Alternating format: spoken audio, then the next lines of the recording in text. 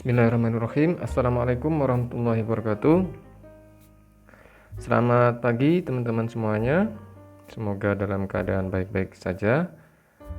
Oke, video kali ini kita akan membahas bagaimana cara membuat atau memvisualisasikan data kita ke dalam bentuk histogram dan density plot atau kepadatan plot kepadatan distribusi ya gitu.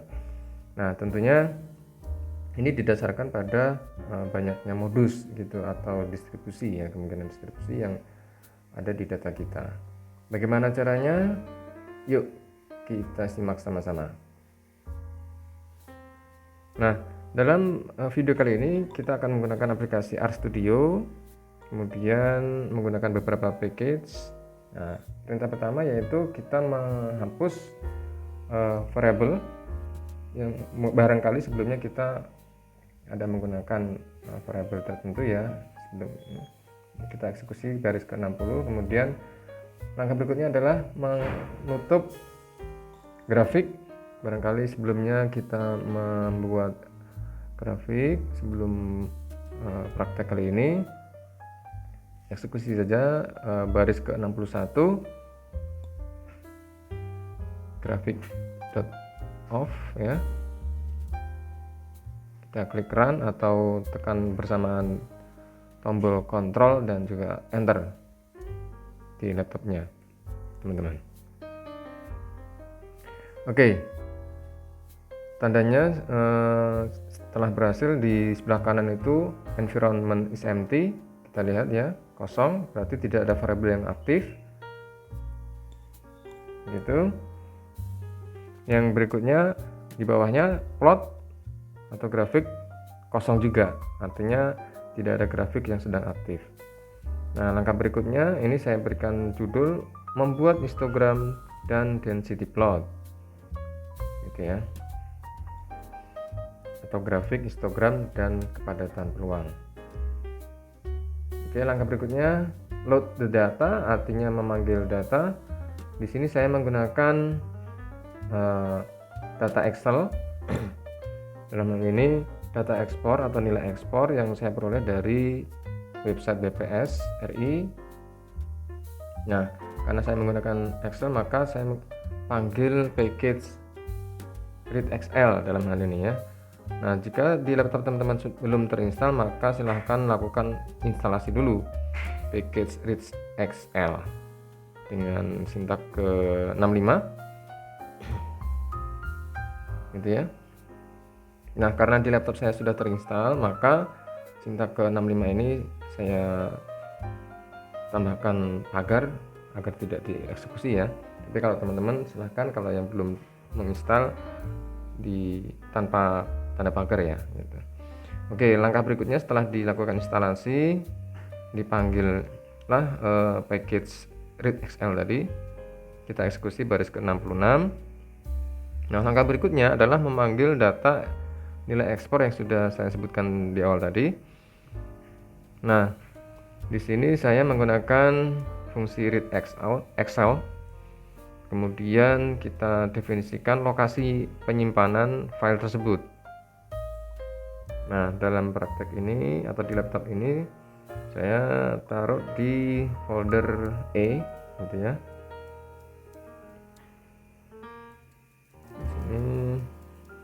Saya lebarkan dulu. Oke. Nah, ini dia lokasi penyimpanan dan juga penamaan file yang saya gunakan. Nah, ini di direktori E, kemudian di folder Yoga Sasmita dan seterusnya sampai nama filenya adalah ekspor 93-21.xlsx. Nah, dalam praktek kali ini saya menggunakan data nilai ekspor Indonesia dari tahun 93 sampai Desember 2021, datanya bulanan ya. Kalau sudah, kita eksekusi sintak ke-67 ya. Ini jangan lupa ya dengan tanda petiknya ya, lokasi dan penamaan nama file yang kita panggil.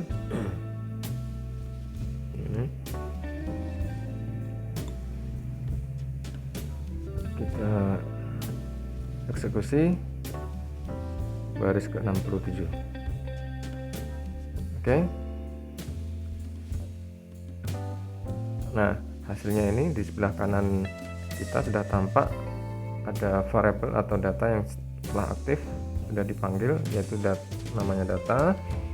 Di sana ada 348 observasi atau titik atau bulan dalam hal ini dengan 6 variabel. Begitu.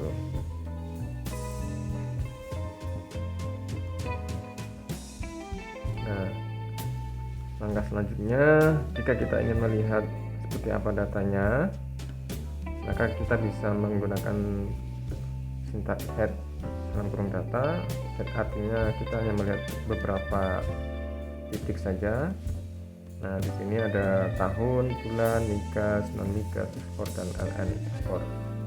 Nah, ini 93 ini bawahnya NA, ini maksudnya NA itu tidak ada ya, artinya masih di tahun 93 gitu. Nah, dengan bulannya mulai dari Januari sampai Juni, kalau lengkapnya ya sampai Desember begitu ya. Kalau kita ingin munculkan sampai Desember juga bisa. Dan variabel berikutnya adalah migas ya.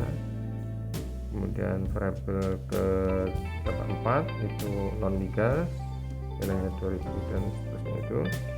Variabel kelima adalah ekspor dengan nilai 3002 dan seterusnya. Variabel ke-6 adalah LN ekspor atau nilai logaritma natural dari variabel ekspor gitu, yang nilainya 8,01 dan seterusnya. Oke, setelah itu langkah berikutnya adalah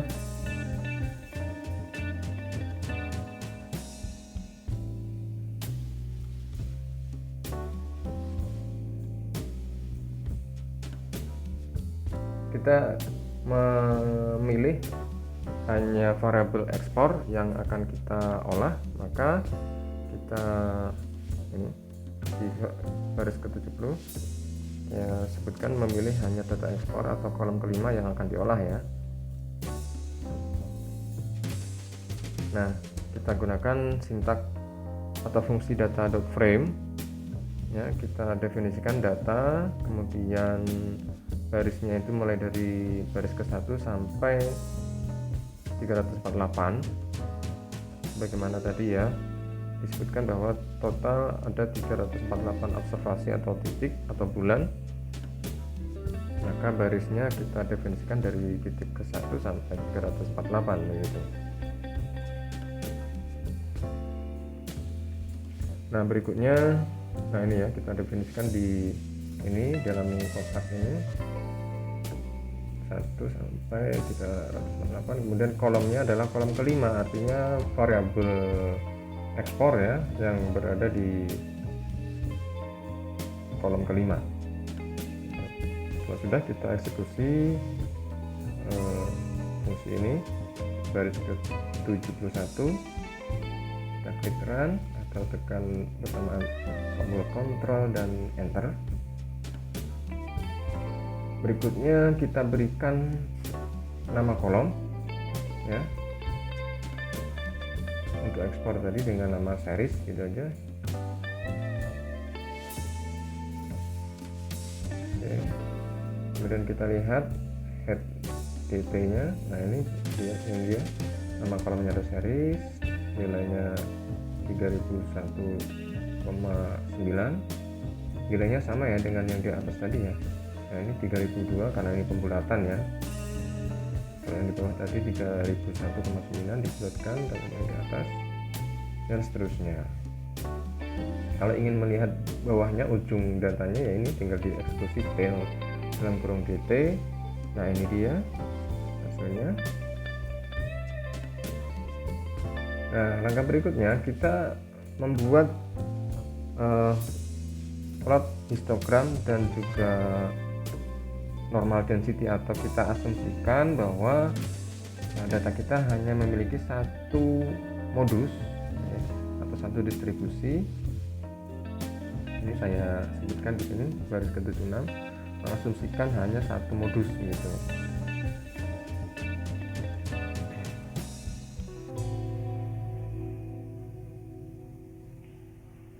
Nah ini tadi karena kita menggunakan package ggplot2, maka jika teman-teman belum menginstal maka silahkan diinstal dulu dengan cara ini menggunakan sintak atau fungsi install.packages dalam kurung ggplot2 dengan tanda petik, jangan lupa. Oke ya, karena di laptop saya sudah terinstall maka ini tidak perlu saya eksekusi ya tentunya, dan saya berikan tanda pagar.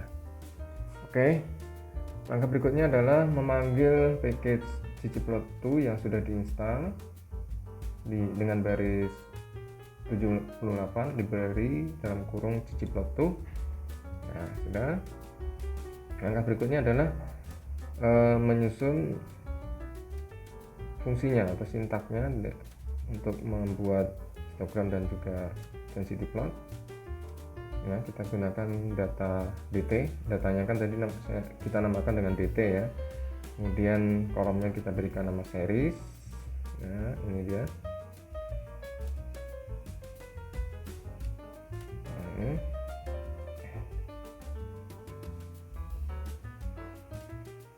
Ini dia, nama kolomnya adalah series.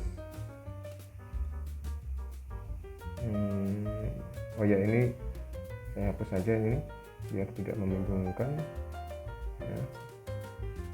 Terus kita tambahkan fungsi geom histogram. Oh ya, sebelumnya jangan lupa dengan tanda plusnya ya, kita tambahkan geom underscore histogram, artinya kita ingin memanggil atau memunculkan histogram, kemudian AS, kemudian Y nya berupa statistik density dari fungsi density sebelumnya ya, kemudian bandwidthnya kita buat 600.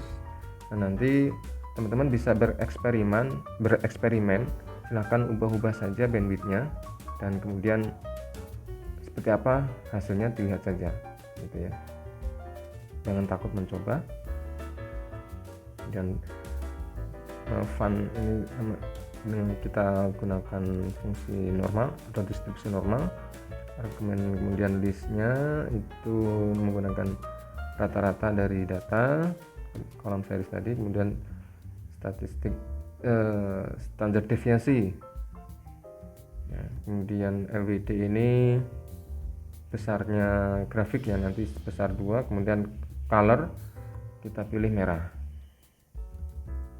dan yang terakhir tutup kurung. Kalau sudah, kita eksekusi baris ke 79. Nah ini dia hasilnya, sudah muncul di kotak kanan bawah. Nah ini dia, tampak bahwa grafik garisnya hanya satu gunung ya, artinya satu modus dengan warna merah gitu ya, dengan histogramnya berwarna abu-abu agak gelap ya. Nah ini modusnya hanya satu, padahal kalau kita lihat di histogramnya itu sepertinya ada 2 puncak ya, atau 2 gunung ya. Nah ini dia yang kedua. Nah langkah berikutnya kita akan membuat visualisasi atau histogram dan density plot yang menyesuaikan dengan banyaknya modus gitu. Nah ini mulai dari baris ke 91, finding the modes in export data export, artinya kita ingin menghitung banyaknya distribusi marginal atau modal atau modus ya. Nah mulai kita eksekusi di baris ke 92 D, kita namakan D, fungsinya density, kita gunakan datanya tadi dt, kita namakan dt, dan juga kolomnya adalah series, dalam hal ini adalah ekspor. Kita eksekusi, kemudian baris ke 93 ini adalah fungsi dari modus, untuk menentukan modus, function D, function dari D tadi, kemudian kita definisikan I ya, ini sign ini adalah tanda dari fungsi D tadi, nah, kurang dari 0 ditambah dengan 1, kemudian kita kemas dalam data.frame. X nya adalah D dari XI, Y nya adalah D dari YI.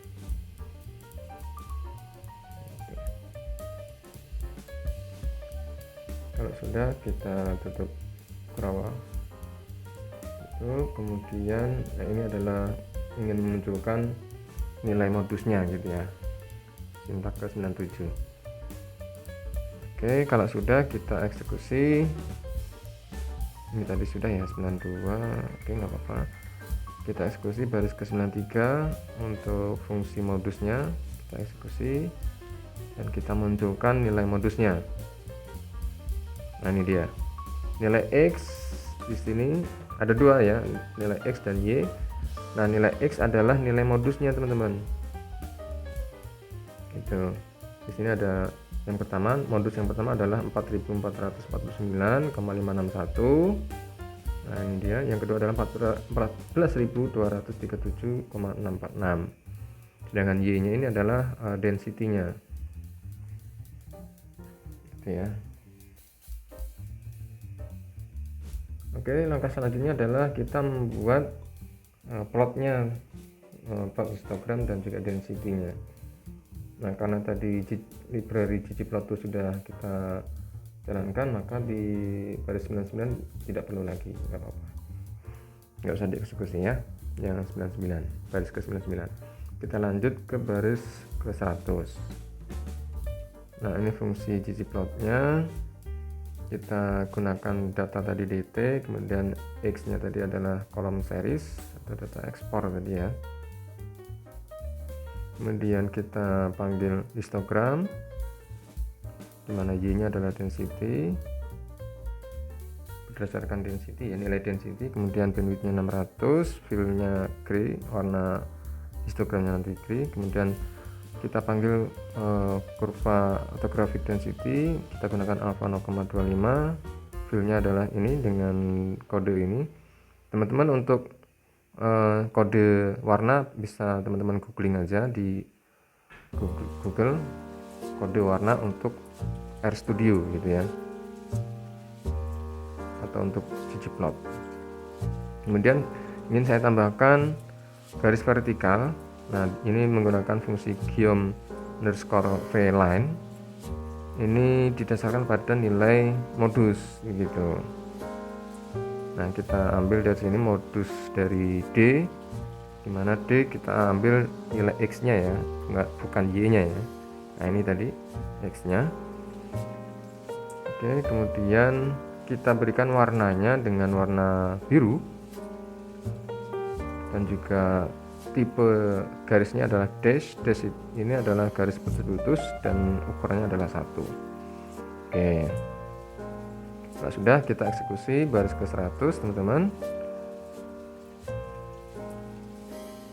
Misalnya BIM, nah keluar hasilnya di kotak kanan bawah. Ini sudah terlihat teman-teman. Kita lihat grafik garisnya ada dua gunung ya. Ini yang pertama, artinya modus pertama ya, ini dia. Dan juga yang kedua, gunung kedua atau modus kedua ini adalah dengan ditandai dengan garis putus-putus warna biru. Ini modus pertama, dan yang tadi ini modus kedua, begitu. Nah, dengan demikian selesai praktek membuat visualisasi plot histogram dan density kali ini,